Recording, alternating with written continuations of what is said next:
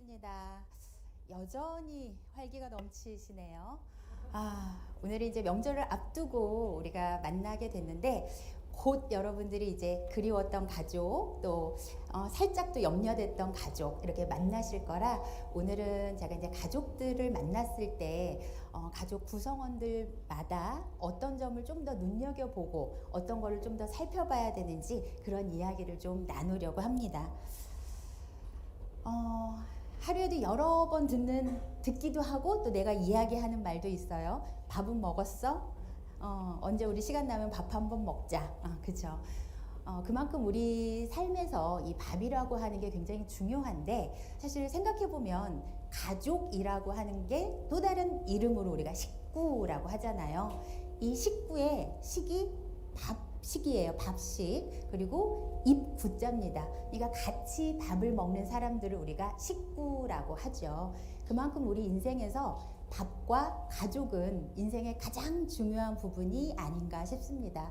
앞서 우리 MC 분께서도 잠깐 말씀을 하셨지만 다행히 사실 저는 아직 친정도 그렇고 시댁도 그렇고 가족들이 다 건강해요. 하지만 이제 주변에 이제 직업상 아픈 분들을 워낙 이제 많이 만나는 직업이다 보니까 그분들을 보면 사실은 우리가 사실 코로나 이 팬데믹을 겪으면서 아주 그냥 가볍게 사실은 나을 줄 아는 병이지만 그 일주일을 격리하는 동안에 내가 아이를 보는 심정 또는 남편을 보는 심정, 부모님을 보는 심정도 굉장히 애가 타고 내 생활에 굉장히 불편함이 많은데 이게 정말 어떤 중요한 질병이라고 했을 때는 굉장히 이제 가족 전체의 행복이 무너지는 경우들이 상당히 많을 수밖에 없습니다. 그래서 내 건강도 중요하지만 정말 가족 건강을 잘 이제 돌이켜 봐야 하는데 저는 이제 영양학을 전공한 영양학 박사니까 늘 이제 여러분들에게 말씀드리듯이 사실은 우리가 영양이라고 하는 것은 모든 사람에게 다 똑같이 공통적으로 적용될 수는 없어요. 우리 몸이 기계가 아니기 때문에 모든 사람마다 건강의 조건도 다르고 똑같은 음식을 먹었을 때 반응도 다를 수 있습니다. 그래서 일단은 내가 뭔가 개별 맞춤 건강, 개별 맞춤 영양을 실천하고자 하실 때는 크게 두 가지를 신경을 쓰셔야 되는데 가장 첫 번째는 개인마다 다른 식품의 반응을 살피는 거예요.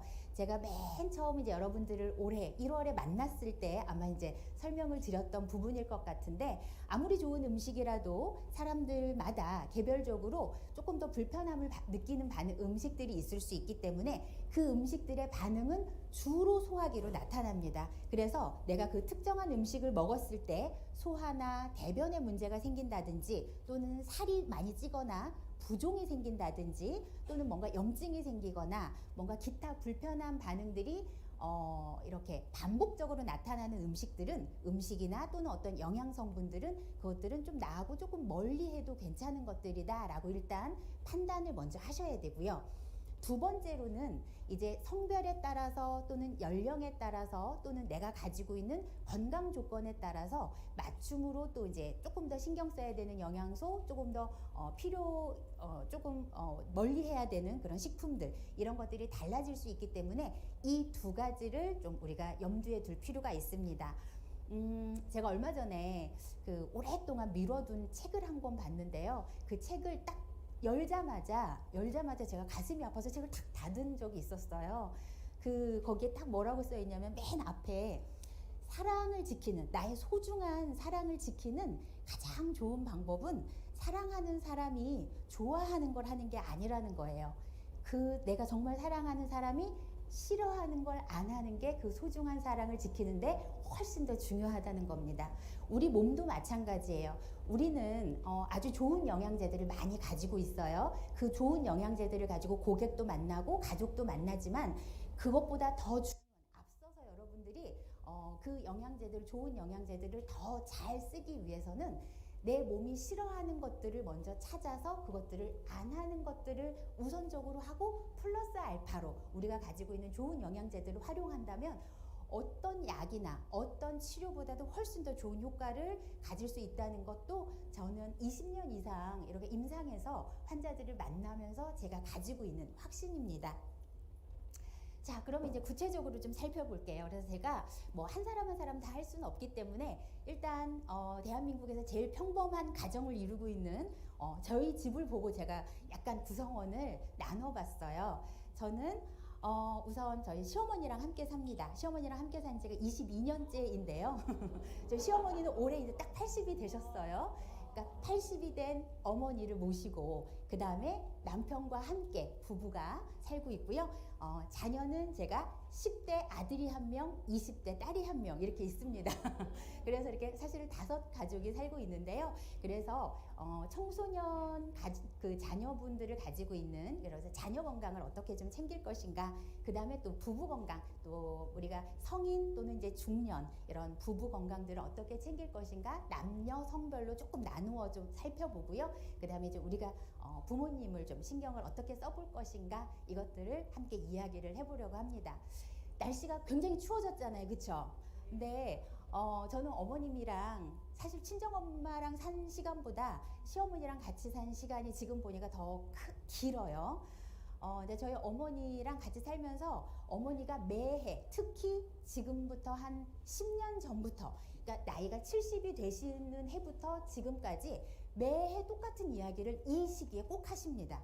그게 가을이 되고 약간 찬바람이 딱 불잖아요. 찬바람이 불면 어머니가 항상 하시는 말씀이 나 가을이 싫어 하셔요. 가을이 되면 일단 찬바람이 불면 건강도 걱정되고 마음이 그렇게 되게 쓸쓸하시고 위축이 되신다는 거예요. 그래서 사실 오늘 저는 가족 건강을 다 이야기할 거지만 지난번에 제가 여러분들이 이렇게 오프라인에서 처음 제가 그 7월에 만났었죠. 7월에 만났을 때 보니까 부모님 건강보다는 자녀 건강에 훨씬 더 관심이 많으시더라고요. 그래서 오늘은 저는 자녀 건강도 함께 준비는 했지만 이번 명절에는 여러분들이 가셔서 조금 더 부모님 건강을 한번 주의 깊게 살펴보셨으면 좋겠다라는 말씀을 먼저 하나 드리고 넘어갈게요. 자, 이런 모든 구성원들 사이에 핀 마이크가 좀 이상하대요. 이거 그럼 안 꺼도 되나요? 네. 이게 훨씬 좋네요. 네. 자, 모든 구성원을 떠나서 저는 이제 단백질을 조금 이제 먼저 영양소 중에서는 강조를 하고 가겠습니다. 일단 단백질은 여러분들이 많이 공부를 하셨겠지만 우리 몸이 물과 단백질로 이루어져 있다라고 해도 과언이 아닐 정도로 우리 몸의 모든 부분을 다 구성하고 있는 게 단백질이에요. 그러니까 어느 연령이든 어느 성별이든 다 단백질은 가장 기본으로 중요한 영양소입니다. 우리 인체에 단백질이, 예를 들면 여러분들이 제일 잘 아는 건 뭐 콜라겐이라든지 또는 알부민 이런 건 많이 들어보셨죠. 그런데 그런 우리가 익숙한 단백질을 제외하고도 어마어마하게 많은 단백질이 우리 몸을 구성하고 있는데 사람에 따라 조금 다를 수는 있지만 인체에 존재하는 단백질이 약 50만 개에서 200만 개 종류 정도나 된대요. 이렇게 많은 단백질이 끊임없이 소모되고 끊임없이 재생되기 때문에 우리 몸에서는 여러 단백질의 섭취가 부족하면 안 되겠죠. 특히나 단백질은 내가 섭취를 했을 때 음식으로 또는 뭔가 영양으로 섭취를 했을 때 단백질로 쌓여 있는 것이 아니라 아미노산으로 이렇게 쪼개져서 존재를 하다가 필요할 때마다 즉각 잘 조립이 돼서 필요한 단백질로 조립이 돼서 써야 돼요. 그렇기 때문에 사실 단백질이라고 하는 것은 양도 중요하고 질도 중요하지만 나중에 합성될 때 효율이 굉장히 중요합니다. 자, 그러면 우리가 단백질 이야기할 때 동물성 단백질도 있어요. 식물성 단백질도 있어요. 소고기로 먹는 게 좋아요. 닭고기로 먹는 게 좋아요. 우유로 먹는 게 좋아요. 사실 그리고 우리 유산화에도 단백질 제품들이 있기 때문에 여러 가지 궁금증을 가지고 있을 텐데 많은 연구에서 단백질은 다양할수록 좋다예요. 그게 동물성이든 식물성이든 만약에 내가 소고기에서 단백질을, 동물성 단백질을 다 먹는 것과 또는 콩에서 식물성 단백질을 다 먹는 것보다는 고기도 여러 종류 또는 식물성 단백질도 여러 종류에서 단백질을 섭취했을 때 훨씬 더 우리 몸에서 단백질이 합성되고 쓰여질 때 효율적이다라는 거. 그래서 이것을 단백질의 다양성이라고 하는데 다양성이 클수록 몸에서는 효율이 좋다라는 겁니다. 자, 그러면 제가 지난 시간에도 잠깐 말씀을 드렸을 것 같은데 동물성 단백질도 있고 식물성 단백질이 있는데 어느 게 더 좋아요? 어느 게 더 좋아요? 그거는 연령에 따라 다를 수도 있고요. 내 건강 상태에 따라 다를 수도 있고 다 달라질 수 있습니다. 자, 제가 제시하는 것도 이것은 하나의 예예요. 일반적으로 특별한 질병이 없다라고 판단했을 때 그냥 정상적인 생리 기능을 가지고 있을 때 자, 일단 청소년기, 한참 내가 성장해야 되는 청소년기라면 내가 10개의 단백질을 먹었을 때 그중에 7개는 동물성 단백질. 동물성 단백질은 고기, 우유, 달걀까지가 포함입니다. 이런 단백질들, 동물성 단백질이 한 7개 정도이면 좋고 식물성 단백질이 3개 정도의 비율을 구성하면 성장에 필요한 아미노산들을 공급하기 아주 좋아요. 자, 그런데 이제 우리처럼 성장이 다 끝난 20대부터 한 64세까지 이 시기를 우리가 성인기라고 하는데요. 특별한 질병이 없는 성인이라면 굳이 이때는 동물성 단백질을 더 많이 먹어야 되는 건 아니에요. 그래서 이때는 동물성 단백질 5, 식물성 단백질 5 정도로 1대1 비율로 드시는 것이 가장 효율도 좋으면서 건강 문제도 일으키지 않을 수 있습니다. 자, 마지막으로 이제 65세가 넘어가는 노년기라면 일단 소화기능, 생리기능, 그 다음에 또 만성질환을 어느 정도 조금 갖고 있을 확률들이 높기 때문에 이때는 동물성 단백질 비율을 조금 낮추어서 3 정도, 그리고 식물성 단백질을 7 정도로 늘려서 섭취했을 때 소화나 이런 효율적인 면에서 조금 더 도움이 될 수가 있어요. 자, 저는 직업이 이렇기 때문에 방송에서도 그렇고 또는 강의도 여러 이제 회사도 많이 강의를 합니다. 실제로 뭐 건강기능식품을 판매하고 만드는 회사 가서도 강의를 많이 해요. 근데 제가 유산화에 올 때마다 항상 유산화 제품들을 다시 한번 또 마음에 새기고 또 한 번 더 보고 한 번 더 먹어보고 제가 항상 저는 강의를 할 때 강의를 올 때 하거든요. 근데 유산화의 제품 중에 특히 단백질에 강조를 드리고 싶은 부분은 선택의 폭이 있다는 거예요. 일단 동물성 원료인 것과 식물성 원료인 것에 선택의 폭이 있기 때문에 우리가 누구를 만나든 어떤 상황에 있는 사람이든 단백질 적절하고 필요한 단백질을 잘 우리가 이야기해 줄 수 있는 거죠. 자, 그 중에서도 오늘 여러분들이 저는 먹어보진 못했어요. 뉴트리밀 액티브 버스데이 케이크 맛. 이름만 들어도 참 달콤하고 맛있을 것 같은 생각은 들더라고요. 이름을 어쩜 이렇게 잘 지었나 싶어요. 자, 부드럽고 맛있는 생일 케이크의 맛이래요. 생일 케이크 싫어하는 사람은 없겠죠. 자, 그런데 사실은 이 뉴트리밀 액티브의 주 원료는 유청이잖아요. 우리가 우유의 단백질은 크게 카제인과 유청 단백질입니다. 카제인은 80%나 돼요. 우유 단백질의 80%가 카제인인데 그 많은 카제인을 놔두고 20%인 유청을 이제 분리해서 만든 거란 말이죠. 그렇게 왜 어렵게 그렇게 하겠어요? 그게 소화 흡수가 훨씬 더 잘 되니까. 우리가 완전식품이라는 표현을 과거에 썼었어요. 이제 영양학을 배우다 보면 완전식품, 불완전식품. 우리가 알고 있는 완전식품의 대표적인 게 뭐예요? 우유하고 달걀이에요. 우유하고 달걀을 왜 완전식품이라고 불렀을까요? 영양이 아주 좋아서? 영양이 좋아서? 비율이 맞아서? 거기에서 비율은 단백질, 아미노산의 비율이에요. 아미노산. 다른 영양소가 다 많은 게 아니라 단백질인데 단백질의 비율이 거의 완벽하게 우리한테 필요한 아미노산이 완벽하게 잘 있기 때문에 우리가 완전 단백질이라고 하거든요. 그러니까 100점짜리라는 뜻이에요. 그런데 사실은 우리가 맛도 좋으면서 가격도 저렴하고 일반적이면서 영양까지 훌륭하니까 우리가 완전 단백질이라고 표현할 수 있겠죠. 거기에서 추출한, 거기에서 분리한 이렇게 뉴트리밀 액티브가 굉장히 좋은 카제인에 비해서 유청은 훨씬 더 흡수 효율이 좋기 때문에 우리가 특히 뭔가 빠르게 이용하고자 할 때 이럴 때는 도움이 많이 될 수가 있습니다. 여기에 지금 보니까 1회 섭취, 그러니까 내가 하루에 여기서 권장하는 대로 먹었을 때 단백질은 20g, 식이섬유는 10g 정도가 공급이 되는 양이에요. 자, 단백질을 왜 20g 넣었을까? 단백질을 왜 20g 넣었을까요? 지금 우리 성인을 평균으로 봤을 때 하루에 필요한 단백질 양을 평균 60g 정도로 잡아요. 근데 이게 과학적으로 완전히 그렇게 증명되진 않았지만 많은 과학자가 단백질의 한 끼 가장 추천하는 단백질은 약 20g으로 보고 있습니다. 20g 정도를 섭취했을 때 낭비 없이 필요한 대로 최대한 잘 흡수해서 잘 나중에 효율적으로 쓸 수 있다라는 거거든요. 자, 거기에다가 저는 항상 식이섬유를 함께 봐요.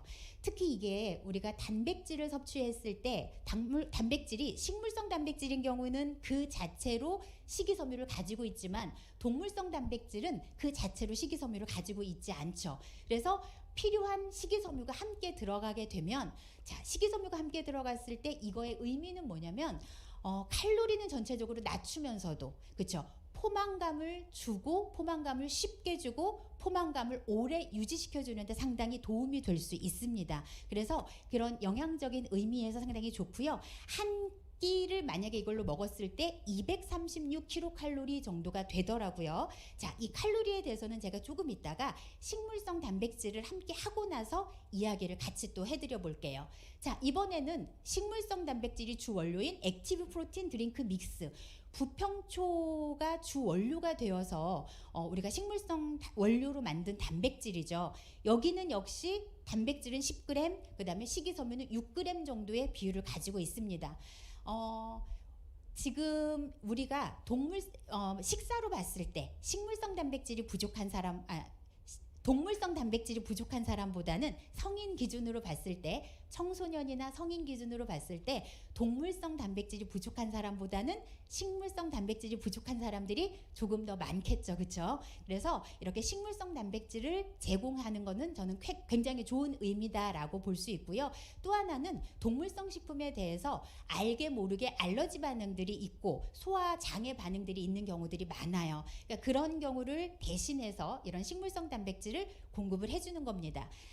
특히 요즘은 이제 환경적으로 또는 이제 본인의 어떤 종교적인 이유로, 여러 가지 이유로, 건강의 이유로 채식을 주로 하시는 분들이 채식을 위주로 하시는 분들도 많기 때문에 그런 분들에게 상당히 도움이 될 수 있는 그런 원료이고요.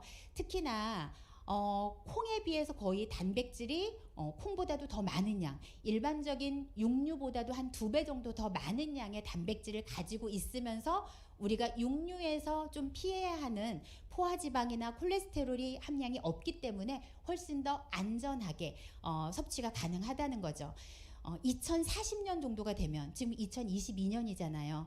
앞으로 20년 정도가 더 지나면 전 세계 단백질의 60%가 이런 대체 단백질로 대체가 될 거라고 해요.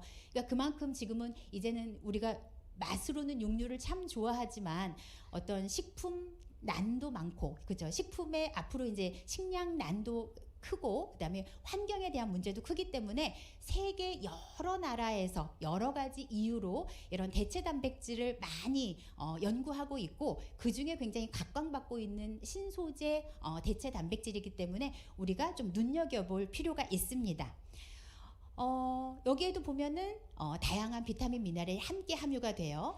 그래서 저는 이 생각을 했어요. 이 강의를 좀 준비하면서 유청 단백질과 그 다음에 이렇게 식물성 단백질을 굳이 따로따로 내가 목적에 따라서 나는 동물성 단백질을 주로 먹을 거야, 식물성 단백질을 먹을 거야 하는 분도 있을 수 있고요. 그런 분들에게는 별도로 먹게 하면 되고요. 만약에 그런 게 아니다라고 하면 저는 각각을 섞어 먹는 것도 아주 좋은 방법이라고 생각해요. 그래서 유청 단백질과 그 다음에 식물성 단백질을 함께 구매를 해가지고 함께 섞어서 먹을 수 있다면 훨씬 더 좋겠고, 만약에 이것을 식사 대용으로 드시겠다라고 하면 한 끼에 236kcal 정도는 한 끼 식사로는 살짝 약하기 때문에 플러스 우유나 두유를 200ml 정도 하면 이게 한 130kcal 정도가 돼요. 그러면 한 끼 식사로 충분하게 우리가 칼로리나 기타 영양소들을 만족하며 먹을 수 있겠고, 나는 간식으로 먹겠어, 내가 식사 대용이 아니라 간식으로 먹겠어 하시는 분들은 물로 섭취하게 하시면 될 것 같아요. 또는 내가 칼로리 제한을 많이 하면서 다이어트 목적으로 드시는 분이라면. 근데 제가 올 초에 다이어트 챌린지에 또 참여하지 않았습니까? 근데 제가 그때 사실은 이 유산화에 있는 이 프로틴 드링크 믹스를 가지고 굉장히 매력을 많이 느꼈던 걸 아직도 저는 기억을 해요.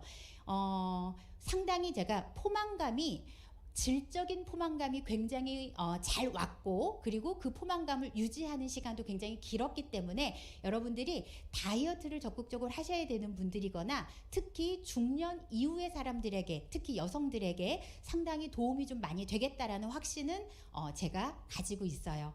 자, 그리고 마지막으로 효소가 함께 들어가 있는데 단백질 분해 효소가 함께 들어가 있잖아요. 이거는 굉장히 좋은 방법이에요. 아주 레시피 상으로 봤을 때, 영양학적으로 봤을 때 굉장히 박수를 칠 만한, 우리가 단백질이라고 하는 영양소가 다른 영양소에 비해서 훨씬 더 분자도 크기도 하고 이것들이 소화 흡수되는데 여러 가지 과정을 많이 거쳐야 돼요. 예를 들면 우리가 탄수화물이나 지방은 내가 먹는 양의 90%, 99%가 다 흡수가 되는데 흡수될 때 영양소가 별로 필요하지 않아요. 에너지가 필요하지 않아. 그러니까 비교적 쉽게 흡수해요. 그런데 단백질이라고 하는 영양소는요, 내가 만약에 10개를 먹으면 10개 중에 30개 정도는 에너지를 쓰면서 흡수를 해야 되는 거예요. 흡수하는데 그만큼 에너지가 많이 필요하고 대사하는데도 많은 노력이 필요한 영양소가 단백질입니다. 그렇기 때문에 단백질에 대해서 소화불량이나 불편감을 느끼는 사람들이 많이 있을 수밖에 없는 거예요. 그럴 때 이렇게 이미 단백질을 분해해서 흡수하기 좋도록 소화 효소를 함께 첨가했기 때문에 훨씬 더 효율적으로 우리가 단백질을 보충할 수 있는 좋은 방법이 되겠죠. 자, 그러면 이제 본격적으로 단백질은 자녀, 부부, 부모님까지 다 공통적인 영양소이기 때문에 제가 이제 먼저 좀 강조를 해드렸고, 그럼 이제 자녀 건강을 조금 이제 살펴볼게요. 아이들 하면 청소년이 이때 어린 아이거나 청소년기일 때는 이제 성장이 가장 큰 문제죠. 자, 그러면 성장에서도 가장 중요한 건 단백질이에요. 사실은 성장기에 있어서 단백질은 물리적으로, 화학적으로 아주 중요합니다. 물리적으로는 우선적으로 몸을 구성해야 되니까 근육도 커져야 되고 뼈도 커져야 되고 혈액도 많아져야 되고 하다 보니까 물리적으로 단백질이 많이 필요할 수밖에 없고요. 그 다음에 생리적으로는 호르몬을 많이 만들어내야 되잖아요. 우리가 청소년기에는 호르몬이 아주 왕성한 시기예요. 성장 호르몬도 왕성하고 이때는 갑상선 호르몬 또는 성호르몬 이런 것들이 왕성한 시기이기 때문에 이런 호르몬을 만드는 게 바로 단백질입니다. 그래서 성장기의 단백질은 물리적으로 생리적으로 아주 중요한 기반이 되는 영양소이고요. 두 번째, 이제 근육도 커지고 다 커지니까 이때는 혈액량이 많이 늘어나는 시기예요. 그래서 청소년기에 의외로 여러분들이 칼슘 생각을 많이 하시는데 철분이 부족해서 철결핍성 빈혈이 있는 청소년들이 굉장히 많습니다. 그래서 이 시기에는 철분이 부족하지 않도록 식사의 내용, 그 다음에 식사가 부족하다면 영양적으로 보충을 해줄 필요가 반드시 있어요.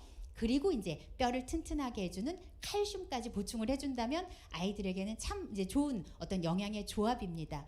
자, 그 중에서도 특히 이제 칼슘, 마그네슘, 비타민 D, 단백질 이걸 제가 한 번 더 강조를 해드리는 이유는 이 중에서도 지금 마그네슘과 칼슘 같은 경우는 근육을 만드는 게 아니라 근육을 쓰는데 아주 중요해요. 이때는 근육이나 키 성장이 많이 일어나는 시기이기 때문에 우리 몸에서 세포와 세포 사이에서 뭔가 신호를 전달해 주는 거 있죠. 뇌세포도 마찬가지고 근육이 움직일래도 사람끼리의 소통이 아니다 보니까 세포 사이에서는 전기적인 신호로 이 신호를 줘야만 이게 원활하게 가능해요. 근데 그 전기적인 신호를 주는 게 바로 칼슘과 마그네슘입니다. 그래서 이 성장기에 칼슘과 마그네슘이 키가 크는 거 이외에도 근육이나 그 다음에 뇌 건강 이런 인지 기능이나 이런 데도 상당히 중요한 역할을 하고 있고요. 자, 비타민 D를 제가 많이 강조를 해드리려고 해요. 최근에 자료를 보니까 최근 그 보고 자료를 보니까 우리나라 청소년 12세에서 18세 사이 우리나라 청소년의 80%가 비타민 D가 부족하대요. 그동안 비타민 D 우리 성인만 이야기하고 비타민 D가 한참 각광받기 시작한 게 한 2, 3년 뭐 길게 한 5년 정도 됐는데 최근 자료를 보니까 우리나라 청소년들한테도 아주 부족한 게 비타민 D예요.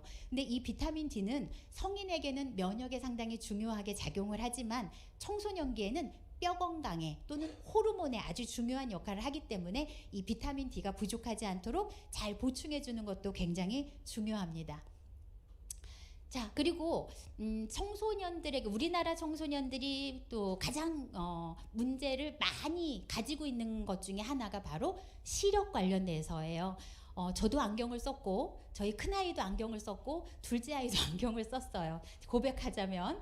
자, 근데 이렇게 눈이 나빠지기 쉬운 환경에 우리가 살고 있잖아요. 그러다 보니까 특히 이제 요즘에는 워낙에 이제 비대면이나 그다음에 눈을 가까이에서 봐야 되는 그런 환경들이 많다 보니까 무려 97%가, 청소년의 97%라면 사실 그냥 조금 이렇게 과장해서 말하면 모든 청소년이라고 해도 되겠죠. 모든 청소년이 근시, 시력의 문제를 가지고 있다는 거예요. 그래서 시력과 관련된 대표적인 영양소는 비타민 D, 비타민 A, 그 다음에 아연, 오메가3, 루테인입니다. 그래서 아마 비타민 A랑 오메가3는 또 루테인은 많이 들어보셨을 거예요. 근데 아연도 시력에 굉장히 중요한가?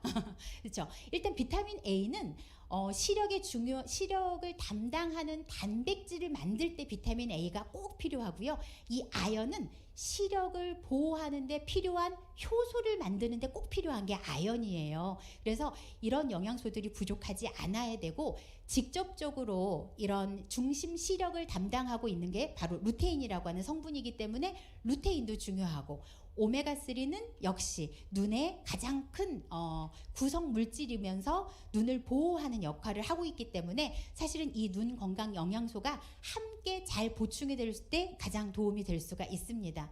그래서 보니까 비전X DX 제품이 있더라고요. 근데 이 제품이 결과적으로는 베타카로틴, 비타민 A라는 뜻이에요. 이제 베타카로틴이 몸 안에서 필요할 때 비타민 A로 전환이 되니까, 그리고 아연, 그리고 루테인 이런 것들이 함께 함유가 되어 있기 때문에 상당히 눈 시력 보호에 도움이 될 수 있겠다. 그렇게 볼 수 있고요. 그 다음에 이제 부부 건강을 조금 살펴보면, 남자들은 저는 이제 여러 가지가 있겠지만 간 건강을 조금 더 신경 쓸 수 있으면 좋겠다. 어떤 분이 우스갯소리로 그러더라고요. 여자분들이 좀 더 영양제를 좋아하고 남자분들은 영양제나 건강식품을 그닥 이렇게 잘 챙겨 드시는 분들의 비율이 좀 낮잖아요. 근데 술자리에 가가지고 꺼내놓으면 눈 깜짝할 사이에 없어지는 영양제, 남자들 사이에서 몇 가지 있대요. 자, 첫 번째 정력제, 그 다음에 술 깨는 숙취 해소제, 간에 좋다는 거, 이 세 가지는 남자들이 꺼내놓는 동시에 다 사라진다 하더라고요. 그래서 이미 간 수치가 나쁜 사람들이라면 더더욱 그렇겠고, 간 수치가 나쁘지 않아도 우리나라 성인 남성이라면 누구나 다 간 건강에는 관심이 있다라는 거예요. 근데 사실 과거에는 바이러스로 인한, 우리가 A형 간염, B형 간염, C형 간염 다 들어보셨죠? 이런 것들은 바이러스에 의한 간염들이 주로 많았고, 그 간염 때문에 예를 들면 간경화, 간암 이렇게 진행이 됐습니다. 근데 요즘은 사실 위생도 많이 좋아졌고 의료가 많이 좋아지다 보니까 이런 바이러스이란 간염들은 점점 줄어들고 있지만, 이제 나머지로 인한 식사나 또는 과로나 스트레스로 인한 여러 가지 간염 상태들이 좀 더 많아지고,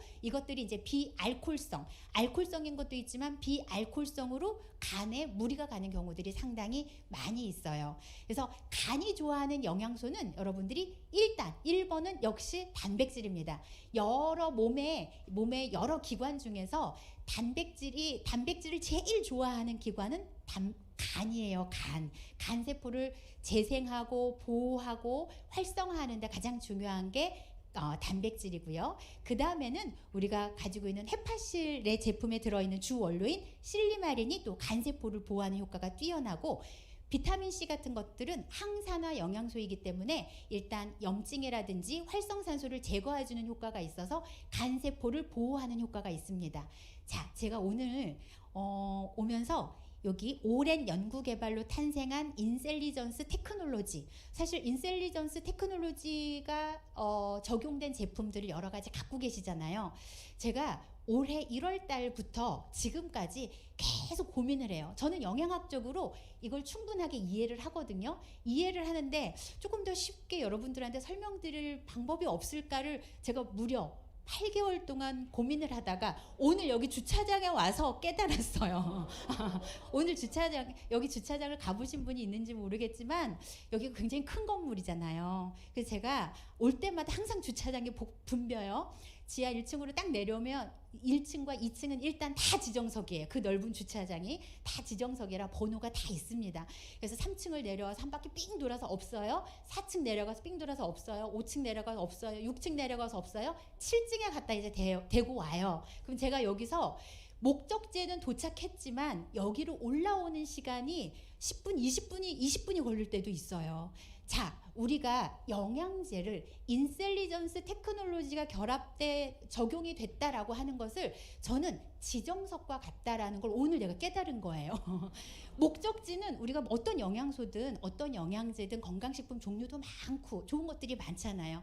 그것들을 우리가 얼마나 많이 먹고 있어요. 목적지는 갈 수 있어요. 몸 안에 넣을 수는 있죠. 혈액으로 갈 수 있어요. 세포로 갈 수는 있어요. 하지만 그 세포 안에서 정말 직접적으로 편안하게 내가 여기로 자리가 없어서 뺑글뺑글 돌아다니면서 겨우 들어가는 것이 아니라 딱 내 자리가 정해져 있는 거예요. 딱 여기 건물, 이 큰 건물에 이 복잡한 구조에 와도 내가 들어가야 될 목적지와 방향과 거리와 이런 것들이 딱 정확하게 정해져 있는 게 바로 인셀리전스 테크놀로지라는 것이 딱 오늘 온 거예요. 그래서 여러분들에게 이 이야기를 꼭 해드리고 싶었어요. 그래서 그런 정도의 기술을 가지고 만들어진 영양제라면 훨씬 더 효율적으로 인체에 적용될 수 있겠죠. 그래서 이런 기술이 적용된 제품들은 여러분들이 조금 더 자신감을 가지고 이야기해도 좋을 것 같아요. 자, 그리고 특별히 AST, ALT를 물어보신 분이 있다고 하시더라고요. 이제 간 건강할 때는 우리가 혈액 검사하면 AST, ALT 여러분들은 사실 어렵기 때문에 다 아실 필요는 없어요. 다만 얘네들은 우리 몸에서 아미노산을 합성하는 효소입니다. 아미노산을 합성하는 효소라는 건 뭐예요? 결국 단백질을 만들어내겠다는 그런 효소예요. 여러 곳에 존재를 하지만 특히 간에서 단백질을 많이 만들어내기 때문에 간에 주로 많이 있어요. 근데 간이 손상을 받으면 어떻게 되겠어요? 이 안에 있던 효소가 밖으로 혈액으로 흘러나와서 혈액 중에 그 AST나 ALT 효소 수치가 높아지게 되는 겁니다. 그래서 이 AST, ALT는 사실 과거에는 SGOT, GPT라고 표현을 했었고 지금은 GOT, GPT라는 말은 잘 안 쓰고 AST, ALT 이것은 아미노산을 만들어내는 효소다. 그리고 간이 나빠졌을 때 이 효소의 수치가 높아진다라고 이해를 하시면 되고요. 사실 기준값으로 보자면 40, 그 다음에 35 이하입니다. 그런데 제가 오랫동안 임상에서 환자들을 만나면서 식이요법 상담을 하면서 느끼는 점은 이것은 우리가 병적인 기준이에요. 병이 나면 그것은 의사한테 진단을 받고 의사한테 치료를 받아야 되는 거예요. 하지만 우리는 의사나 의료인이 아니기 때문에 그 전에 예방의학이잖아요. 그러려면 실제로 정말 건강한 사람들은 AST나 ALT가 보통 10, 20 이 수준이에요. 30을 넘어가면 이미 조금 뭔가 문제가 있다라고 받아들여도 러프한 의미에서는 크게 틀리지 않아요. 그래서 만약에 여러분들이나 또 여러분들의 가족 또는 여러분들이 만나는 고객이 AST나 ALT가 30이 계속적으로 여러 번 넘는다라고 하면 간 기능을 많이 회복해야 되는 수준의 사람이다라고 판단을 하시고 그렇게 카운셀링을 해주셔도 괜찮다는 거예요. 자, 그리고 제가 우리나라 성인들이 가장 고민하는 건강 문제가 또 뭔가, 성인 남자가 고민하는 건강 문제가 뭔지 또 열심히 서치를 했더니 바로 탈모이더라고요. 우리나라 탈모 인구가 1000만 명이래요. 1000만 명. 물론 남성이 조금 더 많은데 남성 중에서도 연령으로 보니까 30세에서 49세 사이, 30세에서 49세 사이, 여러분들의 남편 나이시잖아요. 그렇죠? 그 나이가 전체 탈모 인구의 47% 정도 차지하더라고요. 그러니까 절반 정도가 그 나이예요. 조금 더 일찍 이신 분들도 있지만, 그래서 많은 사람들이 이 탈모로 정말 고민하고 있는데, 일단 지금은 우리가 단백질은 앞서서 이제 우리가 이야기를 했으니까, 머리카락도 역시 주 재료는 단백질입니다. 그러니까 재료가 부족하거나 재료의 질이 좋지 않으면 머리카락이 빠지기도 하지만 제일 큰 문제는 가늘어지는 거예요. 그러니까 가늘어지기 때문에 숱이 적어지면서 더 빠지기가 쉽겠죠. 자, 여기에 탈모에 아주 중요한 영양소 중에 저는 비타민 B군을 지금 추천을 드리는 거거든요. 비타민 B군은 여러 가지 종류가 있죠. 근데 비타민 B군들이 하는, 우리가 뭐 신진대사에 좋아요, 에너지 대사에 좋아요, 이런 것도 있지만 비타민 B군, 그 중에서도 특히 엽산이나 코발라민이나 이런 것들은 뭘 주로 하느냐면 적혈구, 우리 혈액 적혈구를 만들고 적혈구를 잘 성숙시켜요. 적혈구는 만들어진다고 그대로 쓰여지는 것이 아니라 제대로 성숙해야 얘네들이 산소 전달을 잘 할 수가 있어요. 근데 그럴 때 필요한 게 바로 비타민 B군들입니다. 그래서 적혈구를 만들고 성숙하는 데 필요하기 때문에 비타민 B군이 만약에 부족해지면 모낭에 문제가 생길 수 있어요. 그래서 이런 단백질과 비타민 B군을 풍부하게 잘 보충해 주게 된다면 탈모에 기본적으로 도움이 되실 수가 있고요. 여기에다가 멀티비타민이나 미네랄은 우리 이제 간 기능과도 조금 연관이 돼 있을 수 있는데, 이런 성인들의 만성 피로를 해소하는 데 도움이 될 수 있습니다. 여기는 역시 인셀리전스 테크놀로지가 결합된 헬스팩을 우리가 조금 추천드리면 좋겠죠. 자, 여성의 경우에는 이제 제가 딱 50인데 올해 이때는 이제 사실 대사증후군이, 남성도 그렇지만 남성들은 꾸준히 문제가 되는 거고, 여성들은 이제 50이 가까워오면 그때부터 급격하게 문제가 되기 때문에 이제 여성들의 문제로 제가 넣어드린 것 뿐이에요. 그래서 이 시기에는 얘네들 비만, 고지혈증, 당뇨, 또 고혈압, 이것들은 도미노 같아서 올 때도 하나가 여러 개를 꿰어서 오지만 만약에 풀릴 때도 마찬가지입니다. 풀릴 때도 하나가 풀리면 다른 것도 줄줄이 잘 풀릴 수가 있어요. 자, 이때 핵심적인 영양소 저는 3가지. 자, 식이섬유, 오메가3, 그리고 항산화 영양소, 이 3가지가 좀 핵심 영양소라고 할 수 있어요. 사실 이 대사증후군이라고 하면 여러분들이 그래도 영양학 박사한테 들었으니까 인슐린 저항성, 이걸 좀 기억을 하시면 좋아요. 인슐린 저항성을 많이 들어보셨을 텐데, 인슐린 저항성이라고 하는 건 뭐예요? 인슐린이 제대로 일을 못하는 겁니다. 그거의 핵심은 인슐린에 직접적인 영향을 주는 건 탄수화물이에요. 그러니까 탄수화물이 갑자기 많거나 탄수화물을 양이 전체적으로 많아졌을 때 문제인데, 문제는 인슐린이 제대로 일을 못하면 여러 가지, 첫 번째는 혈당을 잘 조절을 못하겠죠. 두 번째는요, 인슐린이 하는 역할이 몸에 나트륨을 못 나가게 해요. 나트륨이 못 나가게 하니까 자꾸 몸이 어떻게 됐어요? 나트륨이 보유가 많아지니까 어떻게 돼요? 수분도 많이 끌어당기면서 혈압도 올라가게 돼요. 또 하나, 인슐린이 많아지게 되면 혈당을 제대로 못 쓰면서 얘를 다 뭘로 해요? 지방으로 바꾸어요. 그러니까 고지혈증이 생기는 거예요. 그래서 이때 핵심은 인슐린 저항성을 해결하는 부분인데, 인슐린 저항성을 해결하는데 가장 도움이 되는 영양소가 바로 식이섬유라는 겁니다. 식이섬유. 근데 저는 직접적으로 환자들을 만나잖아요. 여러분들도 만나는 분들한테 항상 이야기를 하세요. 좋아하는 것과 실제 먹는 것, 싫어하는 것과 실제 먹는 것은 굉장히 갭이 커요. 예를 들어서 제가 채소 많이 드세요, 그리고 밀가루 음식은 좀 덜 드세요 한단 말이죠. 우리가 식사 상담을 할 때 그러면 대부분이 저는 채소 과일 굉장히 좋아해요, 그리고 밀가루 음식 먹으면 소화가 잘 안 되니까 잘 안 먹으려고 해요. 분명히 그렇게 얘기하셔요. 근데 식사 일기를 써오는 걸 보면 분명히 좋아하는 채소를 바빠서 여러 가지 이유로 못 먹어. 그리고 분명히 나는 먹으면 불편하지만 밀가루 음식을 일주일에 4번, 5번씩 먹고 있어요. 그러니까 실제로 우리 몸을 만들고 실제로 병을 만드는 건 내 입에 들어가는 음식이기 때문에, 그렇게 식이섬유가 내가 많이 먹을 것 같지만 실제적으로 부족한 경우가 아주 많다는 거예요. 그래서 적절하게 식이섬유를 보충해주고, 특히 여기에서 말하는 식이섬유는 수용성 식이섬유이기 때문에 여러분들 아까 우리 액티브 드링크에 들어있는 것들이 주로 수용성 식이섬유소들이 많이 들어있기 때문에 충분히 활용이 가능합니다. 자, 그리고 여기서 코퀴논 30을 좀 이야기하고 싶은 게, 항산화 효과가 있잖아요. 여러 가지 기능 중에서 우리 몸에서 이 코키논 30은 코엔자임 Q10이 주성분이잖아요. 코엔자임 Q10은 미토콘드리아가 많은 세포에서 많이 사용이 될 수밖에 없어요.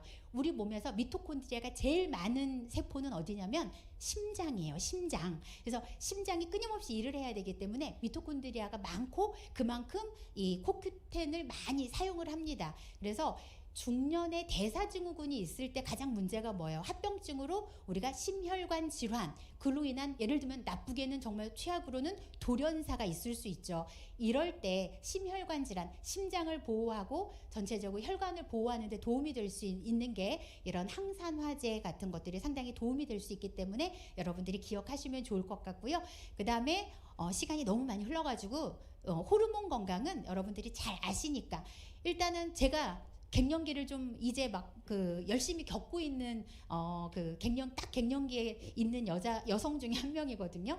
자, 그래서 이소플라본과 비타민 D가 함께 들어가는 우리 제품이 있어요. 특히 이소플라본이 여기도 구조가 지금 그려져 있는데요. 일반인 이거를 우리가 방송에서는 어떻게 하냐면 셀로판지에 이걸 실제로 구조를 두 개를 그려가지고 겹쳐서 보여줘요. 실제로 저희가 방송에서는 그만큼 실제 여성 호르몬과 에스트로겐 실제 여성 호르몬과 이소플라본의 구조가 거의 비슷하다는 거예요. 거의 비슷하기 때문에 우리 몸에서 마치 에스트로겐처럼 에스트로겐이 더 나오게는 아닐지 몰라도 마치 에스트로겐이 해야 하는 일들을 대신해 주니까 훨씬 더 수월하게 좋게 우리가 갱년기를 넘어갈 수 있는 극복할 수 있는 방법이 되겠고요.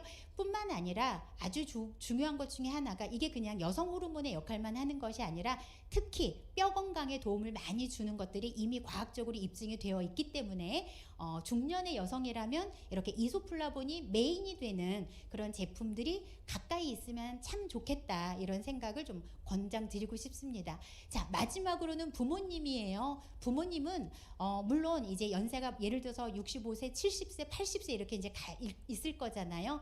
이때는 만성 질환이 있다면 앞서서 우리가 성인 남성이나 여성에게 추천드렸던 그런 내용들을 추천을 드리고 이 외에 제가 크게 면역과 뇌 건강에 조금 포커스를 맞춰봤는데 여기서는 제가 제품을 프로바이오틱스 참 좋겠다. 그리고 또 단백질, 그리고 오메가3 항산화 영양소 이런 것들인데요.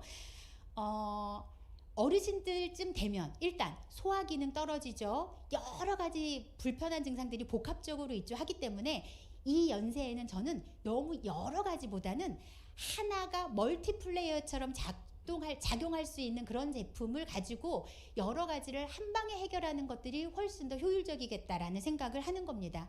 그 대표적인 게 바로 프로바이오틱스하고 오메가3예요. 특히나 우리가 프로바이오틱스라고 하면 면역에 관계를 하죠. 장 면역에 관계를 하는 것뿐만 아니라 두 번째로는 뭐예요? 장을 건강하게 하기 때문에 소화 흡수 능력을 좋게 합니다. 그래서 나이 드신 어르신들이 소화 흡수력이 떨어지게 되면 영양 상태가 깨지게 되는데 그런 영양 상태를 개선하는 데도 도움이 많이 될 수가 있고요. 또 몸에 있는 노폐물들을 배설하는 데도 도움이 될 수 있기 때문에 면역과 소화기 건강과 그 다음에 신진대사를 다 한꺼번에 잡을 수 있는 아주 좋은 방법이 바로 이런 프로바이오틱스. 그리고 이제 또 하나 멀티플레이어가 바로 오메가3잖아요. 자, 이 오메가3가 중년 이후에 올 수 있는 혈액 건강, 그 다음에 중년 이후에 올 수 있는 눈 건강, 중년 이후에 올 수 있는 뇌 건강, 이것들을 다방면에서 잡아줄 수 있는 굉장히 좋은 멀티플레이어입니다. 또 하나 염증을 또 줄여주는 효과가 뛰어나기 때문에 더구나 지금 보면 오메가3 지방산의 함량이 상당히 높아요. 1050mg이잖아요. 그래서 실제적으로 1050mg 정도의 오메가3를 하루에 매일 보충을 한다면 여러 가지 질환들을 상당히 예방하고 관리하는 데 도움이 많이 될 수가 있습니다. 그래서 이렇게 정리장표를 예쁘게 또 여기서 만들어 주셨는데, 그래서 공통으로는 단백질 영양소가 조금 저는 강조드리고 싶고요. 자녀 건강, 그 다음에 부모님 건강, 부부 건강까지 여러분들이 조금 잘 챙기셔서 이것들을 이거는 제가 예를 들어드린 거예요. 자, 여러분들은 이제 뭘 하시는 거냐면 여러분들이 카운셀러기 때문에 저의 이야기를 듣고 여러분들이 잘 변형하고 이것들을 취합해가지고 여러분들의 가족이나 여러분들의 고객과 만나시면 됩니다. 좋은 계절이잖아요. 아주 좋은 계절이에요. 그래서 아주 날씨도 좋고 하늘도 좋고 좋은 계절인데 어느 분에게는 참 좋은 계절이기도 하고 어느 분에게는 참 괴롭고 힘든 계절이기도 합니다. 그래서 이 계절이 여름에서 넘어왔기 때문에 많은 사람들이 피로하고 그 다음에 면역력도 떨어져 있고 또 겨울을 준비해야 되는 또 짧은 그 시기잖아요. 이 짧은 시기에 우리가 건강관리 잘 해서 정말 모든 사람에게 다 좋은, 여러분들 모든 가족에게 다 좋은 계절로 만드시기 바랍니다. 저는 이제 진짜 늦가을에 다시 여러분들을 더 건강한 모습으로 찾아뵙도록 하겠습니다. 오늘 강의는 여기서 마치겠습니다.